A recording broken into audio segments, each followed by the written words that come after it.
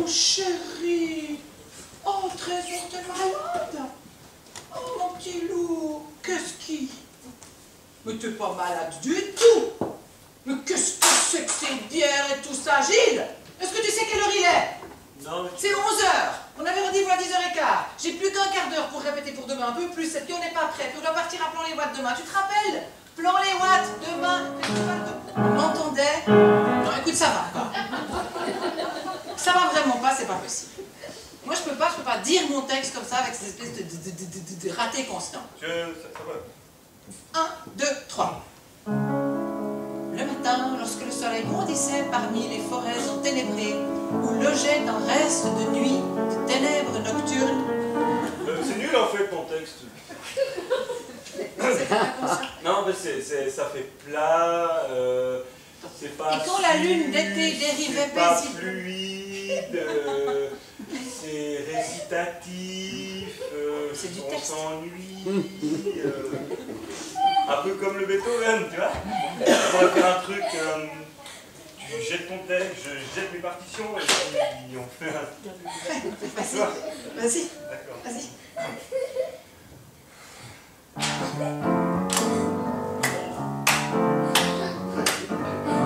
C'est le matin. Ça va, ça va. C'est le matin. Il y a un soleil ch'ton qui sort du plafond. Et le soleil éclaire un petit village. Des maisons, des maisons, des maisons, des maisons, des maisons. Une église. Et c'est le soleil qui se lève, alors les gens sortent de leur maison et se disent bonjour madame. Bonjour monsieur. C'est un village qui se lève et c'est le matin.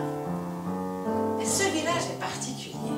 Parce que si on regarde bien, on s'aperçoit que tous les volets qui regardent vers la forêt sont fermés. À l'intérieur, les fenêtres sont fermées. Les rideaux sont fermés. Tout est fermé. Ça s'appelle le petit monsieur ou le nain. Et dans le village, on l'appelle le nain. Alors, quand il est là dans sa maison, et puis qu'il veut monter au village pour faire des commissions, et puis qu'il part avec son chapeau, avec sa barbe, avec ses sourcils, puis sa grosse voix d'homme, et puis qu'il passe comme ça, le village monte, il doit passer devant l'école, où il y a les enfants qui jouent, et puis, regardez, tout petit, la grosse barbe. puis les enfants, ils se moquent de lui, ils se moquent de lui. Regarde, peut-être que c'est un disparu. La tache bouge entre les sapins, puis elle sort de la forêt. Elle se met à galoper parce que ça galope.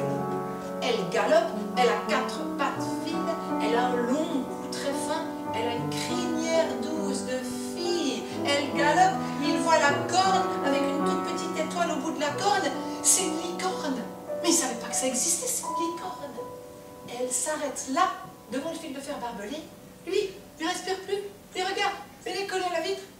La licorne, tout doucement, avance son museau tout doux de licorne, touche une pointe barbelée, recule, voit, recule encore, fait 3 petits sauts et poum, arrive dans le jardin du petit monsieur. Il regarde le mur, c'est pas un mur si terrible que ça, il y a des prises, il y a des trous, il y a des anfractuosités, on peut mettre les pieds, on peut mettre les mains, alors il commence avec ses mains bien fortes, il tient les cailloux, il place ses pieds, il le regarde, et puis il monte, il monte, il monte, il a complètement oublié d'où il vient, la seule chose qui compte, et ça c'est important des fois dans la vie, la seule chose qui compte, c'est le caillou suivant qu'il faut tenir, la seule chose qui compte c'est de savoir où je vais mettre mon pied gauche, et puis après je m'occuperai du pied droit, c'est tout ce qui compte.